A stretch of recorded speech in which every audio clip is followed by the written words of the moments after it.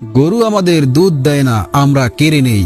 গাধাও মোট বয় না, ধোপারা এককালে জোর করে কাজটি করাতো।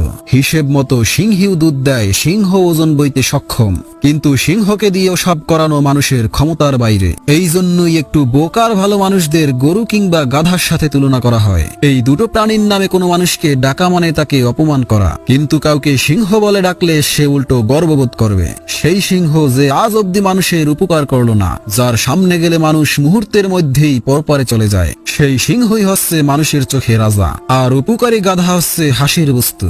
অতিরিক্ত ভালো হওয়ার সমস্যা এটাই, অতিরিক্ত ভালো মানুষরা কারো কাছে গুরুত্ব পায় না। তুমি নিঃস্বার্থভাবে ত্যাগ করতে থাকো, ভালো মনে করে ক্রমাগত উপকার করতে থাকো, আঘাতের পর আঘাত সহ্য করেও হাসি মুখে কাউকে ভালোবাসতে থাকো, তুমি কিন্তু তার চোখে গাধা ছাড়া আর কিছুই হবে না।